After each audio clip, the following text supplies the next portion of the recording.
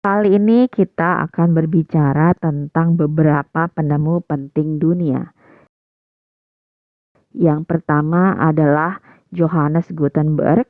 Ia hidup dari tahun 1394 hingga tahun 1468. Ia berasal dari Jerman dan penemuan pentingnya adalah mesin cetak. Yang kedua adalah Alexander Graham Bell. Ia hidup dari tahun 1847 hingga tahun 1922. Ia berasal dari Amerika dan ia adalah penemu telepon. Yang ketiga adalah Thomas Alva Edison. Ia hidup dari tahun 1847 hingga tahun 1931. Ia berasal dari Amerika dan beberapa penemuan pentingnya adalah fonograf, lampu pijar, dan kinetoskop. Yang keempat adalah Nikola Tesla. Ia hidup dari tahun 1856 hingga tahun 1943. Ia berasal dari Amerika dan beberapa penemuan pentingnya adalah radio, teleautomaton, motor listrik, dan transfer energi nirkabel jarak jauh. Yang kelima adalah James Naismith. Ia hidup dari tahun 1861 hingga tahun 1939. Ia berasal dari Kanada dan ia adalah penemu bola basket. Yang keenam adalah George Washington Carver. Ia hidup dari tahun 1864 hingga tahun 1943. Ia berasal dari Amerika dan penemuan pentingnya adalah 300 produk dari kacang. Yang ketujuh adalah John Logie Baird. Ia hidup dari tahun 1888 hingga tahun 1946. Ia berasal dari Skotlandia dan ia menemukan televisi mekanis atau versi awal televisi. Yang kedelapan adalah Warsito Purwo Taruno. Ia lahir pada tahun 1967 dan ia berasal dari Indonesia. Penemuan pentingnya adalah alat pemindai ECVT 4 dimensi. Yang kesembilan adalah Baharudin Yusuf Habibie atau B.J. Habibie.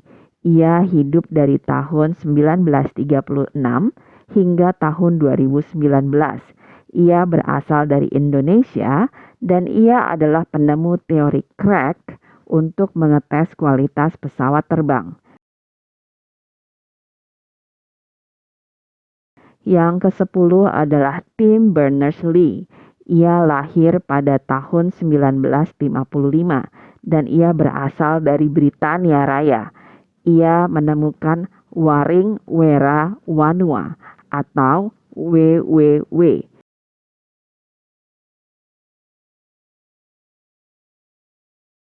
Gila ya, bosan banget. Gara-gara pandemi saya nggak pernah ke bioskop lagi loh. Padahal dulu saya biasa ke bioskop 2 kali sebulan.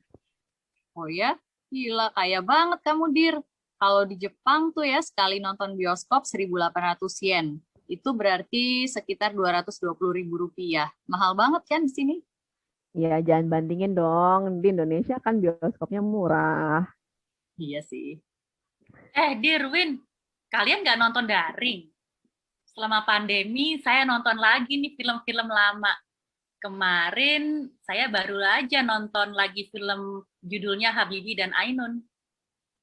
Oh, tentang Pak Habibie ya? Iya, bagus filmnya. Terus menginspirasi juga. Oh, Kalau gitu. nggak salah, dan kalau nggak salah ada beberapa film kan tentang Pak Habibie dan Bu Ainun. Itu film yang keberapa? Um, yang yang pertama, tapi saya rencananya mau nonton film yang lainnya juga. Hmm, Pak Habibie itu kan sebelum jadi presiden pernah jadi menteri ya? Nah iya, sebelum jadi presiden tuh pernah jadi wapres juga dan pernah jadi Menristek juga cukup lama. Tapi nggak inget ya dari tahun berapa sampai tahun berapa. Yang pasti waktu kita kecil Menristeknya selalu beliau. Ada yang ingat nggak beliau jadi Menristek dari tahun berapa sampai berapa? Kayaknya dari tahun 1978 sampai 1998 ya. Hmm, hmm, hmm. Oh iya, kalian tahu nggak waktu beliau jadi Menristek itu, beliau mimpin tim untuk membuat pesawat nasional. Oh ya? Saya saya nggak inget atau bahkan kayaknya belum pernah baca. Keren juga tuh. Nama pesawatnya apa nih? Kalau nggak salah nama pesawatnya N250 Gatot Kaca. Kenapa namanya seperti itu Iya ya? ya, Kamu jam tahu nggak apa terbangnya keren. artinya? Eh, bentar ya, saya, saya periksa dulu di Google.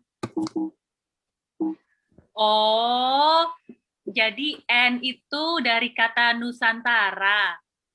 Angka 250 itu asalnya dari 2 untuk mesinnya, 50 untuk jumlah penumpangnya, sementara nama Gatot Kaca dikasih oleh Presiden Soeharto. Oh, pantesan Hmm, namanya Gatot Kaca yang ngasih Presiden Soeharto ya. Dia kan emang suka sama nama-nama Jawa, budaya Jawa gitu ya. betul betul. Tapi ngomong-ngomong itu pesawat jenis apa sih? Itu pesawat jenis komersil.